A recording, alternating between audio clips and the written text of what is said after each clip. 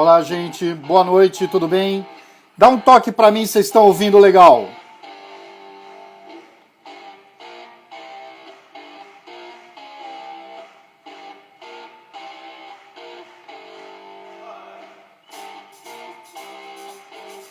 E aí, companheiro, tudo bem?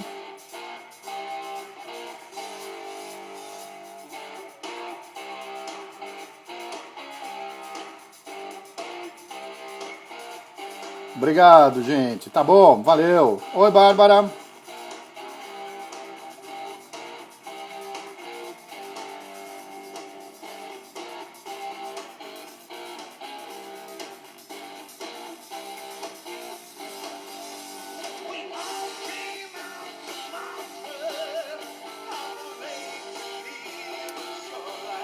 Então, gente, só estamos esperando o nosso convidado entrar aqui. Pronto. Ô, Guaxá, preciso conversar com você, cara. Boa E aí, meu noite, amigo? Enzo. Boa noite, pessoal. Boa noite. Vai, Fabião, você tá bom, cara? Quanto tempo? Verdade, Enzo. Prazer muito grande, cara, estar aqui com você. Ah, legal. Sensacional. Deixa eu diminuir o som aqui enquanto o pessoal vai entrando aí. Pera aí. Você viu quem tá aí? O Guaxa? Faz tempo que Ô, eu não vi o Guaxa. olha, o Guaxa tá aí, tá vivo, hein? Outra vida, mas um povo aí bacana. E você, tá bem? Tá muito calor aí na cidade do México? Tudo bem, agora estamos aqui, transição da primavera para o verão, fim de semana de 29 graus. Estamos começando a curtir aqui em casa, mas curtindo um tempo bom, hein? Muito bem. Bom, gente, boa noite. Então, a nossa live de hoje é com Fábio Negrão. Foi nosso aluno do Singular da turma de 1988. E ele está. O nosso papo de hoje vai ser sobre comércio exterior. Muito bem. O Fábio, ele está agora na cidade do México. Que horas são aí, Fábio? São 2 horas a menos? São 5 horas da São tarde? 5 horas e 2 minutos agora. 5:02. Muito bem. Então vamos lá, Fábio. Então, em nome do Singular, em nome do Ângulo, eu gostaria de te agradecer por disponibilizar um tempo para ficar aqui com a gente. E muito obrigado. Então vamos começar assim. Explica pra gente como que você decidiu fazer comércio exterior.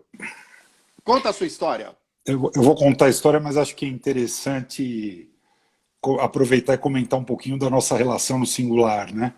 Ah, legal. O Colégio Singular realmente foi uma experiência única, espetacular, né? Eu tive o privilégio de ter aula com o seu pai e com você. Ah, obrigado. E o que era muito interessante, a gente quebrou alguns paradigmas, né, na época. Então o Enzo era o nosso professor de segunda a sexta, até umas 2 da tarde. Aí ele virava a chave e virava nosso amigo, né? De sexta a domingo. E o mais incrível dessa história toda é que a grande maioria sim respeitávamos como professor, sim crescemos juntos, sim nos desenvolvemos. Pô, muito obrigado. Né, acho que foi uma história muito bacana e eu queria compartilhar com o pessoal que está aqui na live. Obrigado pelo carinho. Bom, mas voltando à questão, creio que essa é uma dúvida que quando a gente chega aí nos 15, 16 anos, a gente tem uma série de dúvidas e uma delas é que tipo de universidade a gente deve escolher, né? Para mim, praticamente tem um perfil que já sabe que vai ser médico, já sabe que vai ser dentista ou advogado, e tem uns caras que estavam meio perdidos, como eu, né?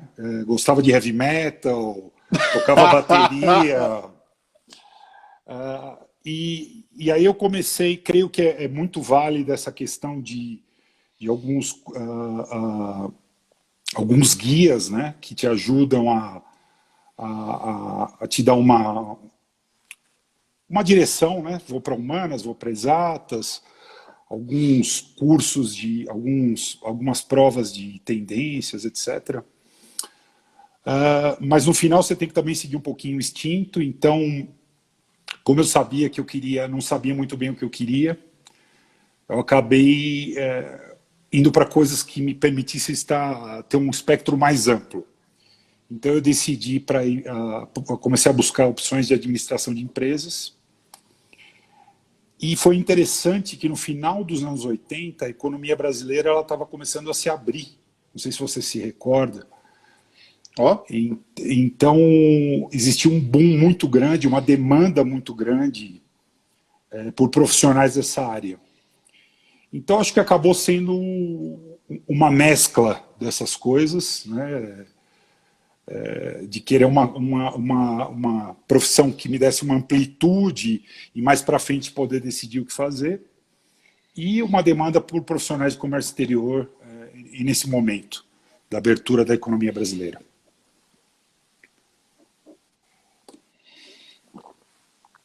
Não sei se respondi sua pergunta, Enzo. Claro, e aí, então aqui, aí eu estava esperando você dar um gole aí para continuar. E aí você fez comércio exterior na Metodista, né? Na Metodista. Então fala assim pra gente, você fez comércio exterior na Metodista e depois como é que foi a sua vida? Antes de falar assim, fala da sua vida estudantil. Você fez comércio exterior? Você fez alguma pós? Como é que foi? Tá, deixa eu contar um pouquinho, se você me permite, do curso de comércio exterior, né? Porque acho que é Fica à legal vontade, para a por galera favor. que quer. Na verdade, o curso de comércio exterior é um curso de administração de empresas com algumas especializações, né? Então, é como a parte tradicional, que é economia, matemática financeira, gestão de empresas, tradicionalmente fazem parte do currículo de administração.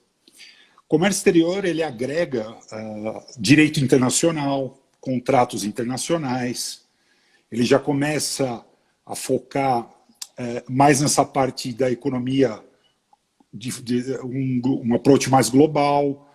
Você tem básico de negociação, mas também já é mais focado nessa coisa entre países, já tem um pouco de cultura, né, um pouco de marketing internacional, legislação aduaneira, que você sabe que continua sendo um país extremamente não competitivo em termos de aduana.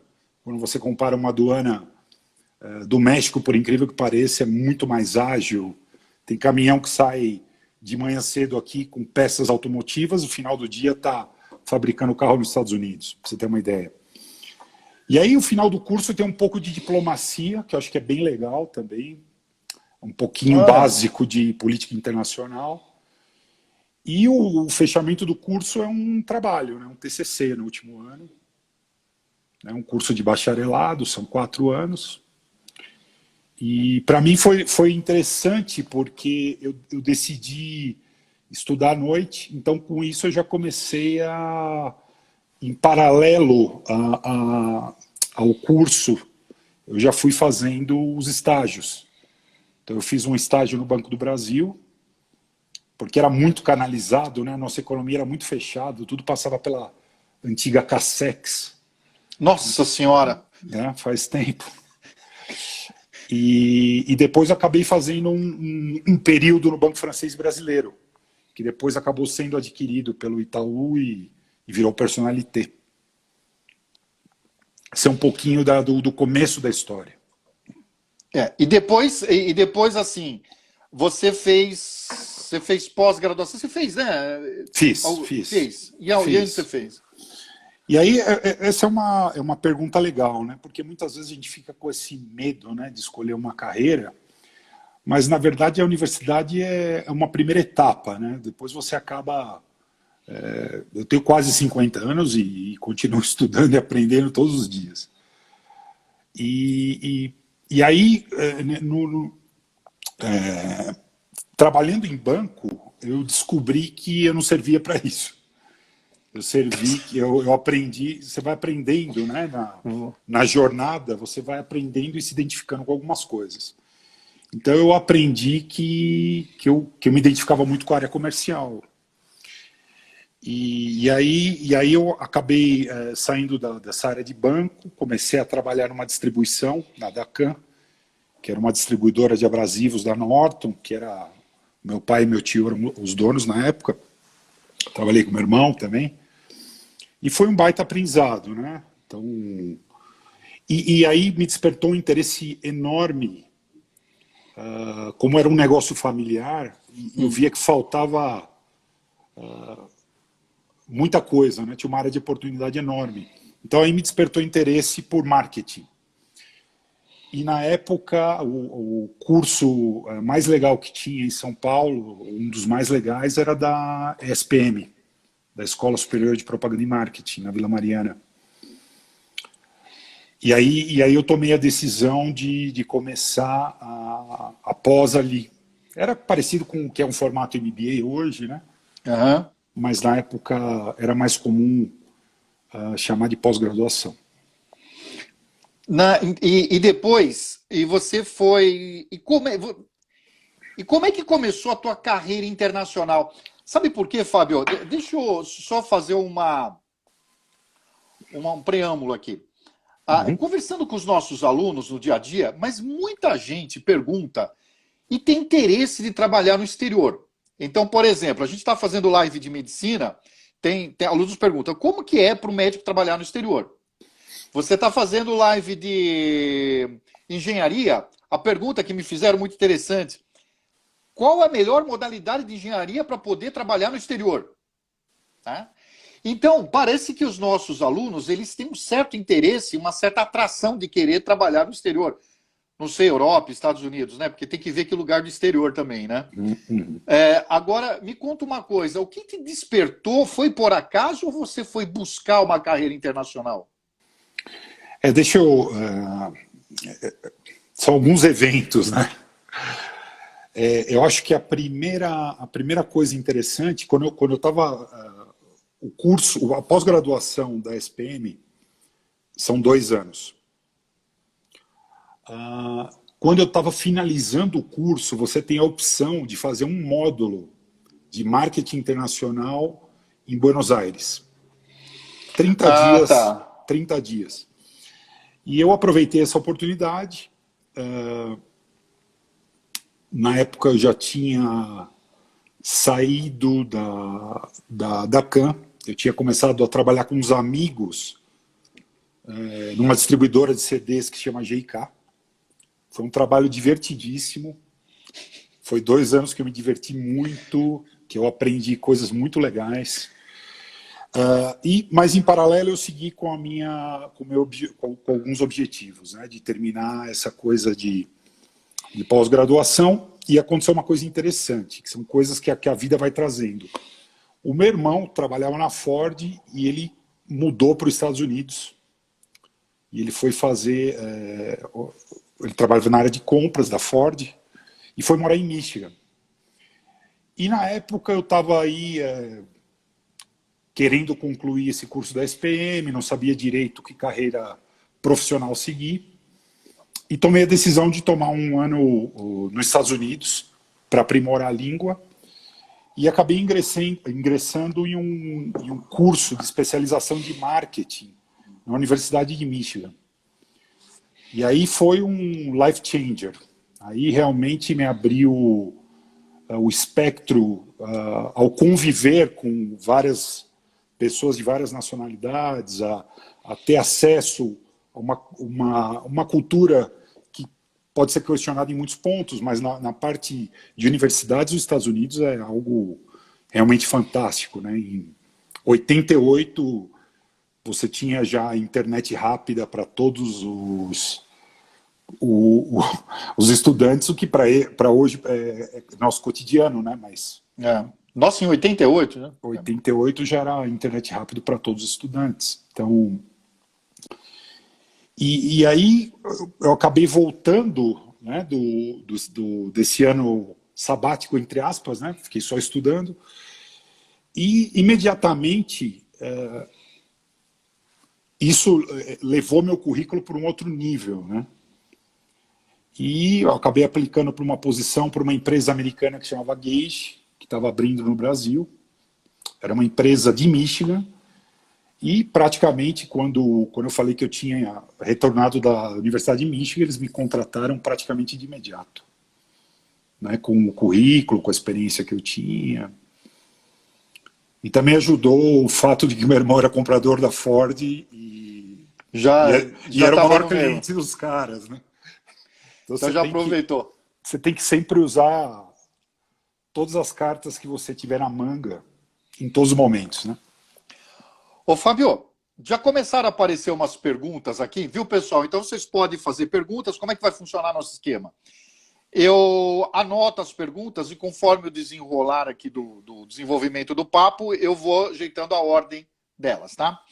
A primeira pergunta é o seguinte, a pergunta da Isadora, ela quer saber quantos idiomas você fala e quais são os idiomas mais importantes para ter uma carreira internacional. Aproveitando, além dessa pergunta, eu vou fazer uma minha pessoal. Ajuda você, de repente, falar um idioma assim, que pouca gente fala, eu diria assim, finlandês, alguma coisa assim do tipo. Isso ajuda ou tem que ser só as tradicionais? Mas vamos lá, quantos idiomas você Tá, fala? Quais os eu mais importantes? falo, bom, depois de morar tanto tempo no México e na Argentina, eu já não falo nem bem português, nem bem espanhol. Acho que inglês é o idioma que eu falo melhorzinho, né? Mas brincadeiras à parte, esses são os 3 idiomas que eu falo, né? Eu falo português, espanhol e inglês. E eu não tenho a mínima dúvida de afirmar que inglês é uma língua, eu diria, mandatória para você se desenvolver em qualquer função, né? Porque facilita muito. Inclusive, ter morado 1 ano em Michigan levou o meu inglês para outro nível e isso ajudou a deslanchar minha carreira de uma forma fantástica. Regressando, isso na pergunta da Isadora. A sua pergunta mais específica, eu acho que ajuda para coisas muito específicas, né? Então, eu acho que se você trabalha com algum mercado específico, por exemplo, aprender línguas nórdicas nem mesmo os nórdicos utilizam tanto, não faz tanta diferença.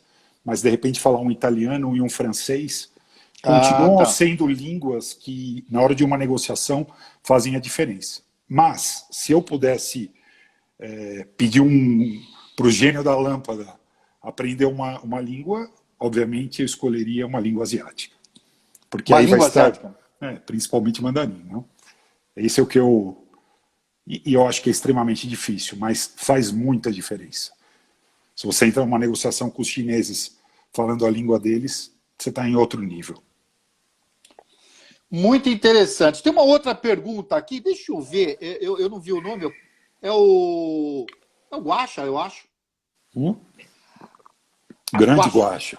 Aí é que aqui ele fala, Fábio, sabemos que sua carreira foi marcada para a construção de times coesos e bem-sucedidos. Quais são os segredos para o bom team building? Mas antes de responder essa pergunta especificamente, essa nossa live é para gente, é para aluno, né? Para aluno que está querendo seguir a carreira. Então explica para nós o que é um build team, tá? Porque os nossos alunos aqui não sabem esses termos, né? Mas vão aproveitar a oportunidade para ter uma aula. Mas eu vou aproveitar essa pergunta porque eu acho que é a 17ª ou 18ª live que a gente faz. E todos eles, não importa a carreira, eles falam que uma condição essencial, aliás, vindo agora ao encontro dessa pergunta, uma condição essencial para ser um profissional, e não importa a área, vamos deixar bem claro, é o relacionamento com os outros, com as outras pessoas, com os funcionários. Então, aproveitando essa pergunta, responda esse detalhezinho de bom relacionamento e, principalmente, Como que é o choque cultural de trabalhar com outros povos? E como é que você se adaptou? Tá. Outras Primeiro, culturas, né? primeiro, agradecer nosso amigo Carlos Henrique Guaxa, não, pela pergunta interessante e relevante. Vamos dividir em duas partes, né? Primeiro, explicar para o pessoal aí da live o que é o team building. O team building é uma palavra em inglês que é basicamente para explicar que muitas vezes o êxito de uma companhia está intimamente ligado ao êxito de uma equipe, né? De um trabalho em equipe. Dentro de uma equipe, sempre vai haver alguém que é bom em uma habilidade de comunicação, outro em uma habilidade de cálculo, outro em uma habilidade técnica. Isoladas, essas pessoas formam 1 mais 1 igual a 2. Mas, quando você trabalha em equipe, você alcança um nível de sinergia que 1 mais 1 não é 2, 1 mais 1 é 3, 4, 5. Então, eu sou sempre que eu começo... para mim, isso é um pilar de fundação básico, que é você ter uma equipe coesa, que é uma equipe que batalha e vai para o mesmo caminho. E a metodologia do team building é uma metodologia que você usa a transparência, e também usa a diversão. Por que não? Acho que... E aí eu tenho o exemplo do que a gente fez no Singular. A gente se divertia. Tinha dias difíceis, não? Da PG, por exemplo, que eram dias que eu não dormia à noite. Mas tinha dias sensacionais, como o Pingolar, por exemplo, né? Que já deve ter sido proibido agora. Ah, faz tempo. Apesar Então, que tem uma pessoal aí que quer fazer um remember aí, viu? então basicamente, um bom exemplo de team building é o Pingolar, né? Em que se unia professor, aluno, faxineiro, É, o job da cantina, todo mundo abraçado. se o, Então, se o Paulo Roberto estiver ouvindo isso, ele deve estar chorando de rir, meu. mas Bem funcionou, lembrado. funcionou, Funcionou, funcionou. funcionou. Hoje, Não viu, sei se eu Fábio? respondi sua pergunta, Não, respondeu. Guaxa, espero que sim. Aí já vivo o Pingular. Mas só por curiosidade, hoje, esse ano, infelizmente, nós não tivemos por causa dessa crise, né? Mas nós temos o desafio singular, que a proposta é a mesma, né? Ah, tem uma pergunta aqui da Ju Duarte.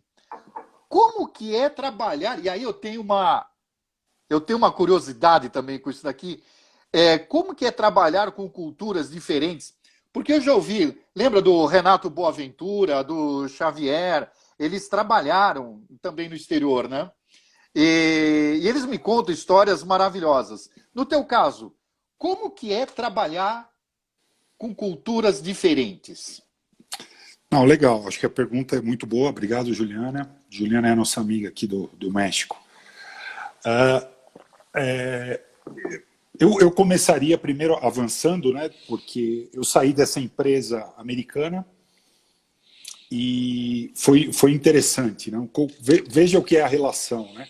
Eu tinha uma relação excelente com um dos meus funcionários e um dia ele me mostrou um jornal e falou: cara, olha que legal essa vaga na Atlas Copco, é sua cara.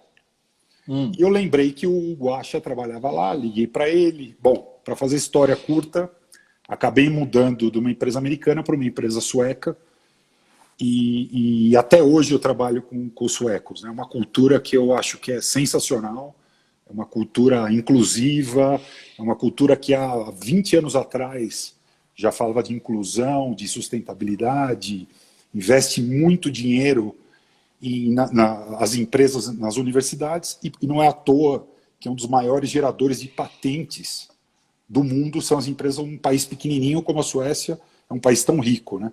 Investe muito em educação e por isso tem muitas patentes. Então, aí voltando à história, né? Então aí eu entro nessa coisa de multicultura a partir do momento que eu tenho a minha primeira posição de diretor. Eu mudo com a minha família para a Argentina. Então aí eu fiquei 3 anos, mudei com a Ellen para lá, a gente tinha 2 meninas, deu 2 semanas, ela ficou grávida. Adivinha, terceira menina.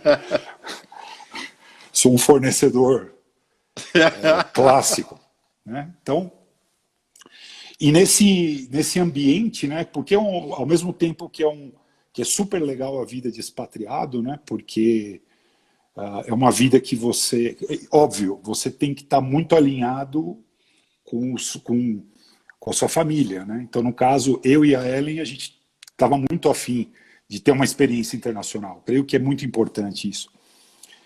E aí, a parte legal é a cultura, você aprende coisas novas, as crianças vão para a escola internacional, aprendem um monte de coisa, você começa a fazer parte de uma cultura internacional.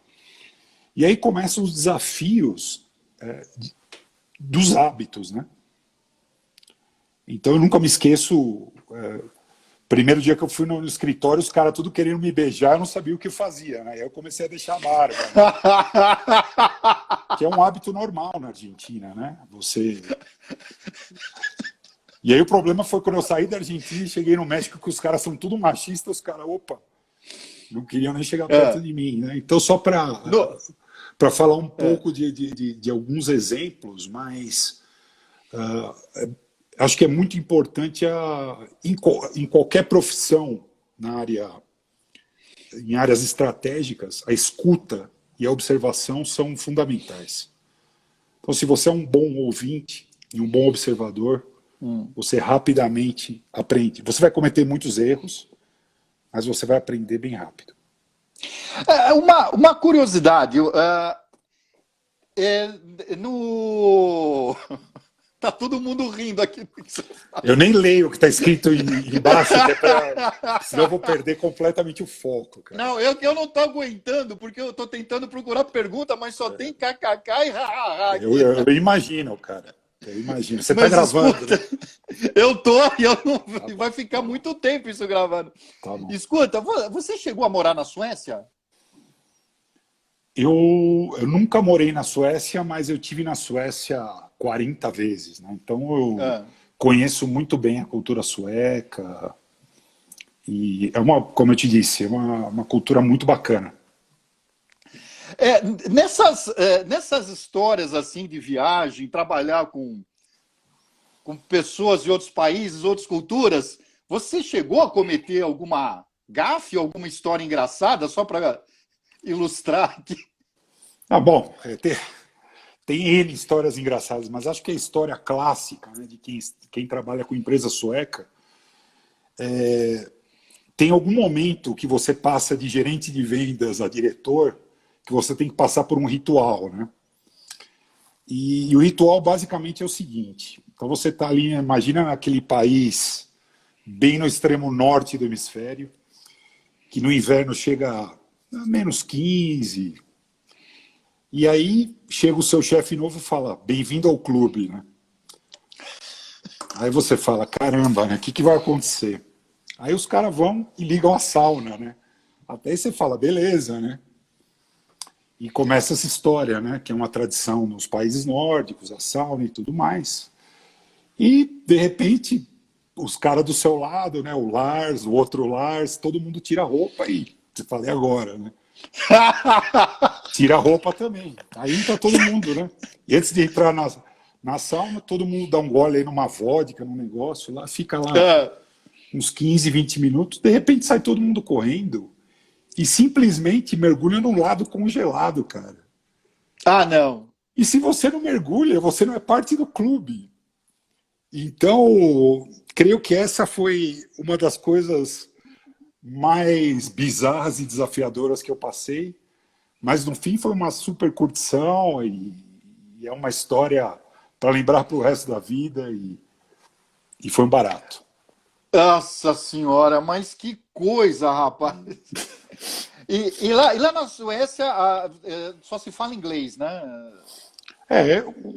A língua nativa é sueco. Sueco, claro, mas se fala bastante lá. Qualquer supermercado que você for, qualquer táxi, caixa de supermercado, todo mundo fala inglês. É uma cultura super avançada, né? Mas, voltando a falar assim, sobre carreira, para os nossos alunos que querem seguir talvez uma área de administração, comércio exterior, mas vamos falar de mercado brasileiro. Como que é o mercado brasileiro para a carreira de comércio exterior? Bom, eu acho que se você pegar... A gente pode falar de forma histórica e pode falar do momento. Fica à vontade. Eu acho que, de uma forma histórica, não? Desde a abertura de mercado até os dias de hoje,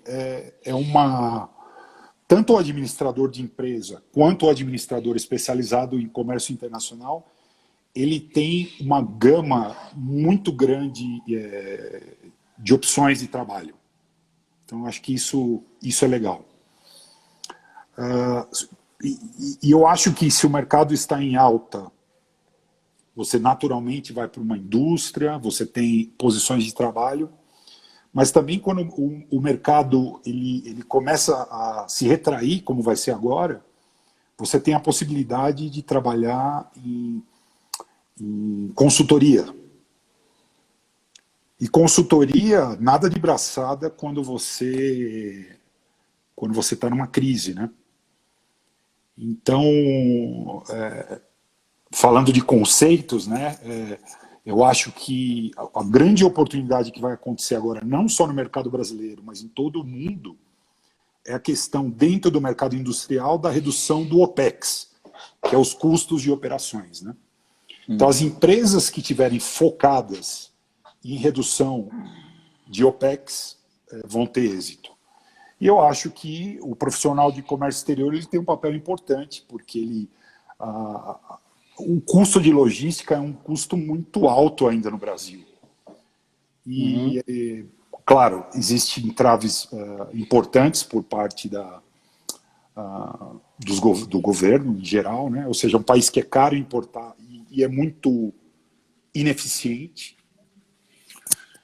Mas eu acho que o profissional que entra nesse mercado pode se destacar. Então, realmente é muito amplo. É indústria, é serviço, consultoria. Eu acho que depende muito também de você rapidamente ingressar ao mercado de trabalho através de um estágio, de você ter atitude, né, curiosa. A atitude curiosa ela ajuda muito. Eu valorizo muito quando eu tenho um estagiário, se ele é um cara curioso, uma menina curiosa, que sempre está querendo fazer algo diferente, desafiando o status quo. Acho que é muito legal essa coisa dessa geração, né? A nossa geração era um pouco mais quieta, né? E essa geração ela não tem vergonha, e acho que a gente até deve incentivar eles a trazerem essas coisas novas. Então, em resumo, eu acho que é uma carreira que deu muita oportunidade nos últimos anos. Eu acho que tem muita coisa para fazer ainda em termos de comércio internacional no Brasil, desde o top management até o middle management, até a área operacional. Acho que tem muita coisa para fazer.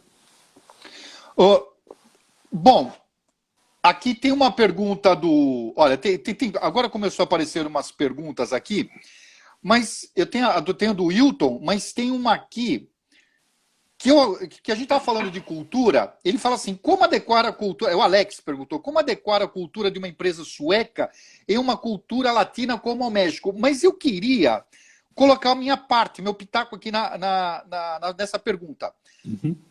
Primeiro responde o Alex, depois responde uma minha. A cultura mexicana é muito diferente da cultura brasileira? Ok, vamos primeiro com a do Alex, depois eu vou para a sua. Bom, eu acho que sempre que a gente pode, Alex, a gente tem que tirar proveito das situações. E eu acho que a cultura sueca não é perfeita, como a mexicana não é perfeita, como a brasileira não é perfeita. mas eu acho que tem coisas muito bacanas da cultura sueca, que eu comentei, não? Então, essa coisa da inclusão, essa coisa dos caras se preocuparem com a sustentabilidade, não só do negócio, né, do planeta. Então, é um povo que se preocupa com que o outro tenha êxito, né? Eu costumo falar que a Suécia é um socialismo que deu certo, porque o foco deles não é dividir a riqueza, o foco deles é criar riqueza junto. O foco deles é ter um gap do cara que trabalha como peão e do diretor, não é 50 vezes o gap, é 20. Então o cara vai ter uma vida decente se ele for um operador de fábrica, e ele não vai ter uma vida tão excepcional se ele for diretor. Mais ou menos todo mundo vive razoavelmente bem. E é uma sociedade que pressiona, né, para que as coisas estejam em ordem. Então, eu acho que essa parte, que é tanto a Atlas Copco, que é a empresa que eu trabalhei 18 anos, como a Alfa Laval, que eu estou hoje... Só para esclarecer para os alunos, essas duas empresas são suecas? São duas empresas suecas, são duas empresas que não competem, e são duas empresas líder em fornecimento de equipamentos industriais. Então, a Atlas Copco ela faz compressores, ferramentas, equipamentos de construção.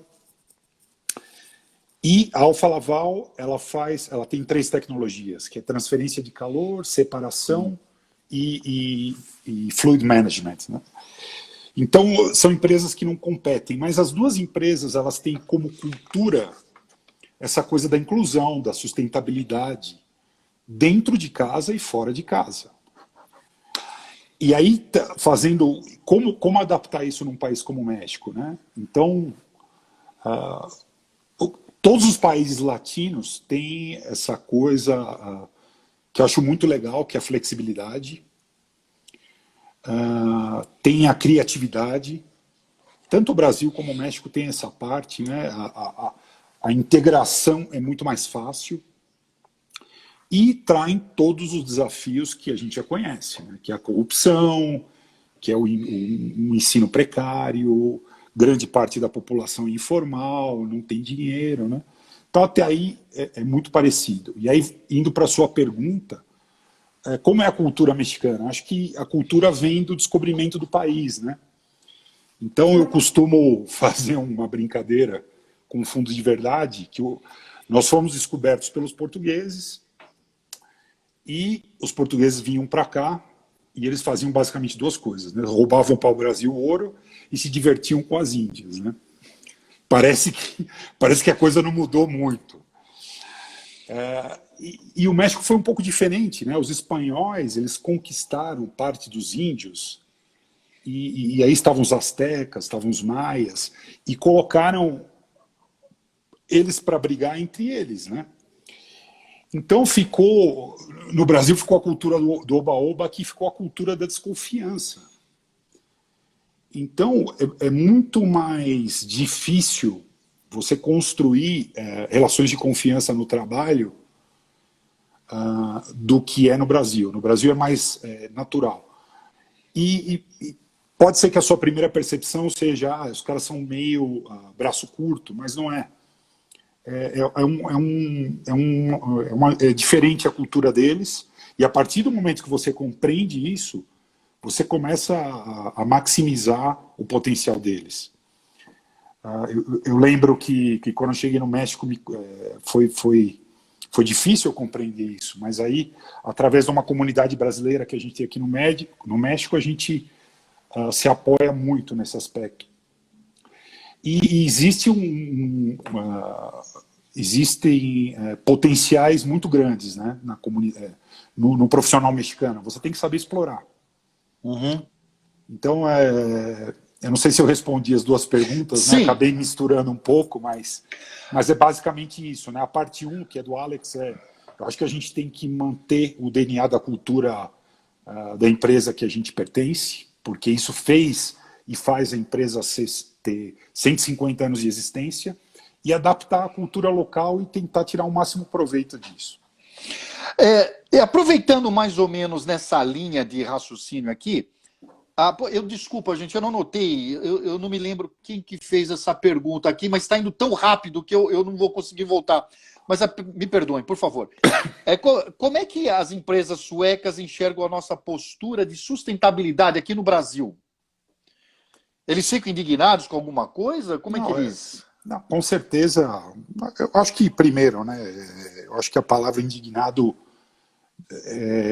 não é muito o estilo dos caras, né? Os caras são realmente têm um formato extremamente gentil, né, de fazer Ah, observações, tá. mas sem dúvida, né, quando e principalmente na parte de corrupção, né, que infelizmente afeta a América Latina como um todo e é um grande entrave para o desenvolvimento das empresas. Então isso obriga empresas que têm essa postura tão aberta, obriga eles a desenvolverem sistemas de entraves, né, que tornam as empresas menos eficientes, mas que são necessárias. Então, sim, respondendo a sua pergunta, eles ficam indignados com a parte de corrupção, com a parte de tratamento de água, né, com a parte de poluição. Eles não têm essas megacidades, né? Acho que É, é bem isso. Lá não tem uma cidade do México, uma cidade do tamanho de São Paulo, né? Me conta uma coisa, a pergunta aqui, tem várias perguntas aqui no mesmo sentido, então eu vou tentar juntar tudo numa só. Várias perguntas sobre globalização na pandemia. O que vai acontecer agora? Qual o cenário com que vocês estão trabalhando? Então, vai diminuir o comércio exterior? Vai mudar a globalização? O que você acha? As viagens vão diminuir? Qual a sua opinião? bom, primeiro deixa eu abordar em etapas a pergunta, né, porque ela é bem ampla. Então, acho que como cabeça das empresas, a primeira preocupação que a gente tem é a saúde dos empregados, por isso a gente imediatamente alocou o pessoal administrativo de vendas em home office, mas a Alfa Laval ela é parte dos serviços essenciais, né? Então a gente está intimamente ligado à produção de alimentos, a tratamento de água, à produção de energia elétrica. Então a gente não pode parar. A gente tem que continuar com a cadeia de fornecimento de equipamentos, de spare parts para equipamentos, de mão de obra, atenção técnica, etc. Então essa uma parte, né? Da parte de continuidade do negócio, o cenário claramente vai haver um câmbio, né, uma mudança. Perdão que eu já misturo espanhol com português, com inglês. A gente aqui no México a gente fala ciascada, que é um amigo nosso, Marcelo Ciasca, que fala assim. E basicamente vai haver sim, uma redução. O que a gente aprendeu, vamos começar falando dos aprendizagens. A gente tinha um medo terrível do home office. Todo mundo afirmava que haveria com certeza uma queda de produtividade. E na verdade está acontecendo ao contrário. Tem muita gente que está começando a se destacar. A gente está aprendendo que tem indicadores que mostram que realmente seria possível, não? Que seria bom para o meio ambiente, as pessoas poderiam ser mais produtivas. Então, olhando pelo lado positivo, né? Então, acho que essa é uma coisa que não vai voltar, Enzo. Acho que realmente as empresas vão reduzir seus espaços, elas aprenderam que podem trabalhar com muitas operações em home office, e a gente já fala em leadership digital. São palavras que estão aparecendo agora, né? Você pode repetir, por favor? Líder? Digital leadership seria a liderança de forma digital, né? Que é você liderar pessoas de forma remota. E para isso, acho que se você tem pessoas que têm um perfil, que estão a fim de fazer as coisas acontecerem, e você tem os KPIs, né, que são os indicadores adequados, é possível fazer. Então, esse foi um aprendizado interessante, né?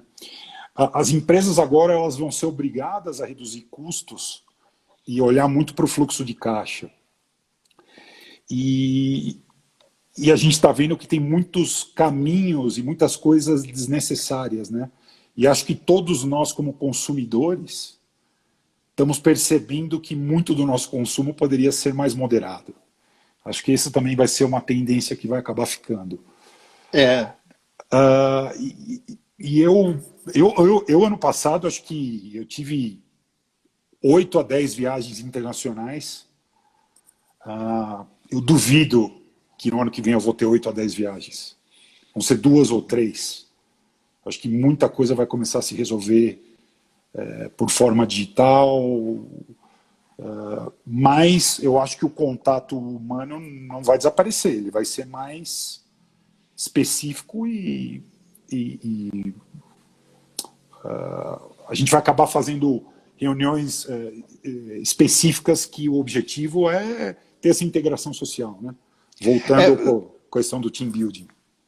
porque teve gente, eu li várias reportagens a respeito, vários artigos, mas que se confirma que você está falando que a produtividade aumenta, mas numa pesquisa, se apesar da comodidade, produtividade maior, se gostaria de continuar no home office. 30%, apesar de sabendo disso, queriam voltar a trabalhar com todo mundo, porque sente falta, se sente sozinho, né? Então, de vez em quando, vai ter que ter mesmo, como você disse, todo mundo meio junto aí, né? Bom, Bom, não sei, esse 30% deve ser casado, né? Quer sair de casa um pouco. boa. Outra vez, cara. Outra vez, né? Brincando, mas falando sério. Eu acho que nada vai substituir o contato humano e as relações. E eu acho que cada vez mais o que eu acredito é que as competências do futuro não vão estar tão ligadas ao coeficiente de inteligência como estiveram no passado e vão estar muito mais ligadas a coeficientes como inteligência emocional, capacidade de comunicação, capacidades interpessoais, conseguir tirar o máximo proveito de uma equipe, né? Tem muito claro e definido a comunicação e a expectativa em função de cada tipo de trabalho, né?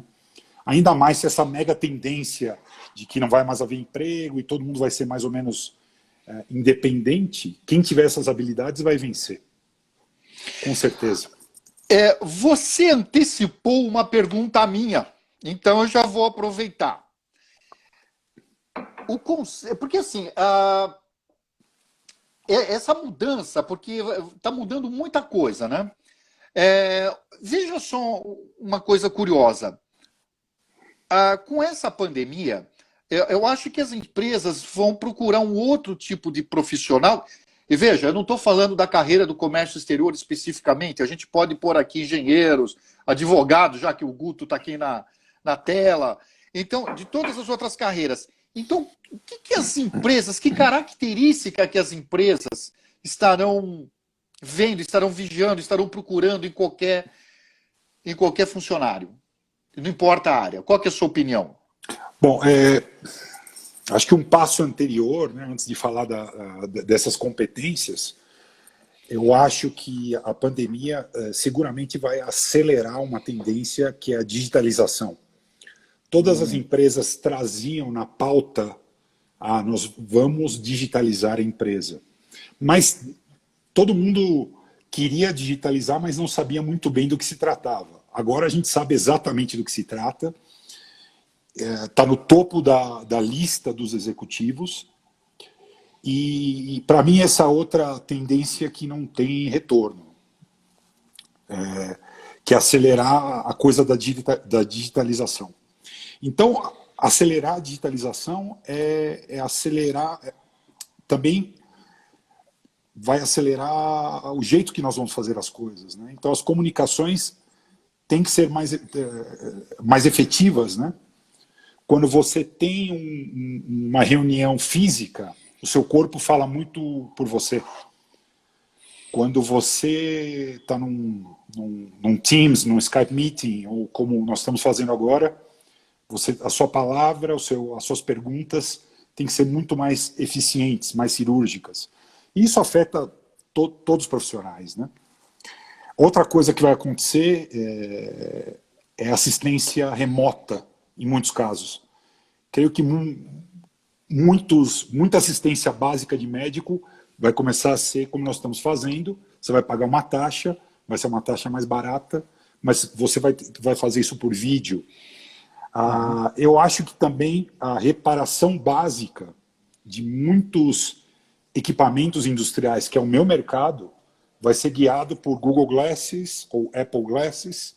O técnico do nosso cliente vai colocar, aqui vai aparecer uma licença de software, que você vai dar um OK, e você vai começar a manusear o nosso equipamento. Lógico que aí muda o jogo completamente dos contratos, porque eu estou passando meu conhecimento para os meus clientes, né? Então, como a gente se protege? Então, muda todo esse aspecto legal, os advogados têm que focar em coisas completamente distintas. Então, eu acho que vai aparecer muita oportunidade, vai haver muita mudança, vão ter empresas que vão desaparecer, e quem tiver agilidade e flexibilidade vai ser o nome do jogo. Muita coisa para se pensar, hein? Olha, tem uma pergunta da Mariana que ela faz assim: qual é a habilidade humana que não pode ser substituída por inteligência artificial? Obrigado, Mariana, pela pergunta. É uma pergunta pertinente. Eu acho que o que a gente está aprendendo, né, com toda essa parte da indústria 4.0, essa parte de Internet of Things, da inteligência artificial, é que nada vai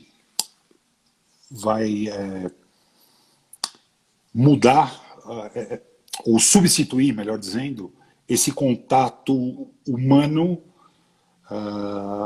Para mim, a comunicação continua sendo entre os humanos, e isso não vai mudar, porque a gente tem essa questão do feeling, da percepção, e essa é uma coisa que eu acho que todo profissional, e essa é a minha sugestão para quem está começando agora, não tenha medo de errar. O que faz você seguir na sua carreira são seus erros, não seus acertos. E o que você faz com os seus erros. E isso está intimamente ligado com essa parte que a gente estava falando no começo, né? A galera do singular que está aí com medo de que para que carreira eu vou, para que universidade eu vou. Não tenham medo. Vocês vão errar, com certeza.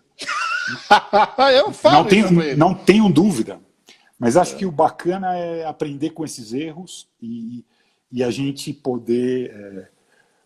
isso para mim vai ser insubstituível, né? Na minha opinião. Essa é a minha opinião. O Rogério, ele fez uma pergunta aqui sobre contato humano. E o Wilton também fez uma pergunta que fala de contato humano. Assim, com essa nova vida virtual, o contato humano tende a diminuir. Mas o Rogério cita, por exemplo, que no Japão, lá, vários negócios. Aliás, o Renato também me falou coisa mais ou menos nesse sentido, que sempre tem aquele junto, jantar, cerimônia do chá, alguma coisa do tipo. Isso vai continuar existindo? E uma outra pergunta, juntando com aqui... e outra coisa, uma pergunta minha, juntando isso daqui. Nós latinos, nós temos essa vontade de contato humano, de abraçar, né? Nós somos mais assim, diferentemente do japonês e do sueco. Você acha que você acha que países assim, eu não sei se eu vou usar o termo correto, mas um pouco mais frios no contato humano vão se dar melhor do que com a gente latino? Obrigado pela pergunta. Eu acho que vão haver algumas mudanças em protocolos, mas não na cultura. Eu acho que, por mais que eu não possa te abraçar fisicamente, eu, como latino, eu te abraço virtualmente. de uma forma ou de outra. Né? A gente se conhece há 35 anos e a gente se conversa como se a gente tivesse visto ontem. É verdade, é verdade. Então, é verdade. isso não está ligado com a fronteira e não está ligado com o contato físico. A gente acha que sim, mas eu acho que ele vai muito além disso e eu acho que isso vai continuar. E eu acho que as culturas, por mais que a globalização tenta mesclar as culturas, elas continuam sobrevivendo e elas devem sobreviver. E isso vai fazer...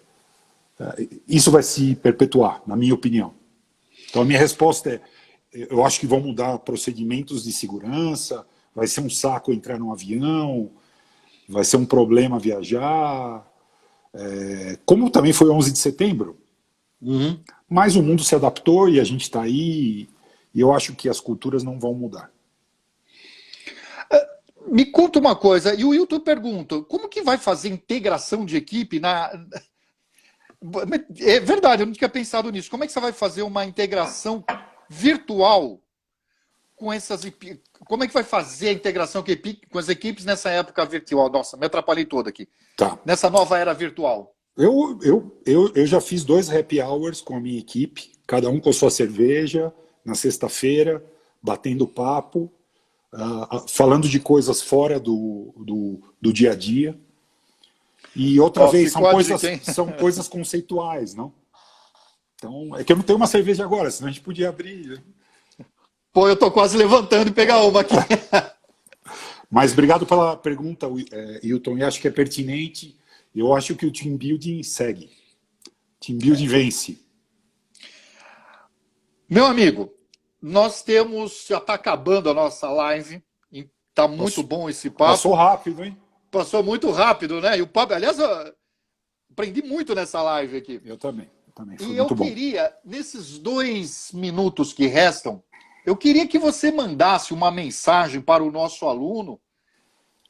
Você passou pelo singular, sabe o que os nossos alunos estão passando? Manda uma mensagem para eles. Tá bom. Bom, primeiro, singular minha casa. Segue meus amigos de toda a vida. Segue sendo do singular. Foi uma experiência fantástica. Aproveitem. Passa muito rápido. Por outro lado, insisto no meu conselho. Não, eu acho que não tenho medo de errar. A melhor forma de aprender é errando. No caminho vocês vão aprender muitas coisas e vão conhecer coisas novas. Sigam o seu instinto, é muito importante. E isso não vai substituir a inteligência artificial, o instinto. Isso vai seguir. E a última palavra foi um prazer estar com você. Eu queria, todo final de ano, a gente estar reunidos aí há 31 anos no Amigo Secreto da Casa do Fabão, na Ascaf, e eu conto com a sua presença lá, Enzo. Bom, irei com certeza. Mas olha aqui, ó, todo mundo está lembrando, Vivo Job, Tio Joinha. Pô, mas que saudades dessa época, né? Excelente, excelente. Tempos marcantes e maravilhosos. Eu acho que eu vi vários mexicanos entrando nessa live, teus amigos mexicanos. Acho que sim. Então, hein? Acho que sim.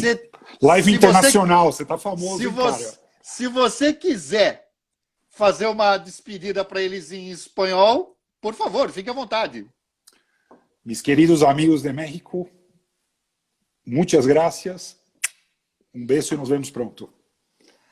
Tá certo. Muito obrigado. Em nome do Singular, do Ângulo, te agradeço muito do coração.